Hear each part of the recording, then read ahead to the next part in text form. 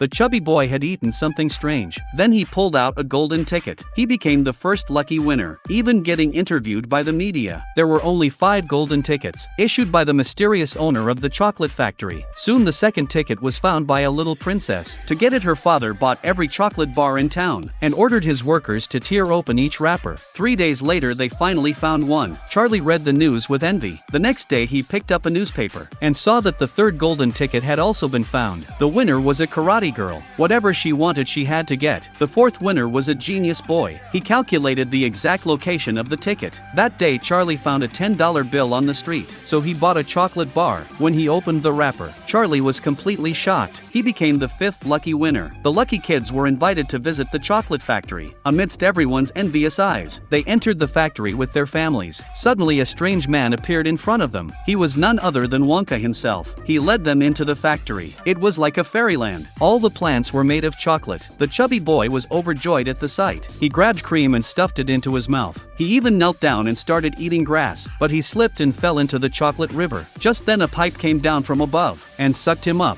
He became the first to be eliminated. The others continued their tour on a candy boat. Later Wonka showed them a machine, introducing a gum that could be chewed for life. Before he could finish speaking, the girl popped it into her mouth. Seconds later her nose turned purple. Actually it was still a prototype. The color spread rapidly, her body swelled up, and she turned into a giant blueberry. She was eliminated too. Next they entered the nut room. There were trained squirrels inside. Just by tapping the nut, they could tell if it was good or bad. Seeing this, the little princess couldn't hold back. She begged her dad to buy her one. Her father offered a high price, but Wonka refused. Furious, the girl stormed through the fence and approached a squirrel she liked. A squirrel jumped onto her, tapped her head, then leaned in and listened. It realized the head was broken, so the squirrels threw her into the trash chute. Her father panicked and ran after her, and so the little princess was eliminated. Only Charlie and the genius boy remained. They took a glass elevator to the TV room. Inside the room, a group of small people brought in a giant chocolate bar. They placed it on a teleporting platform. Wonka pressed a button, and the chocolate flew into the air. A flash of white light, and the chocolate disappeared. It had been transported into the TV. Charlie reached out and actually pulled the chocolate out of the screen. The genius boy was thrilled. Ignoring his father's warning, he pressed the button and jumped onto the platform. A flash of light later, he was transported into the TV. When he was pulled out, he had turned into a mini version of himself. He too was eliminated.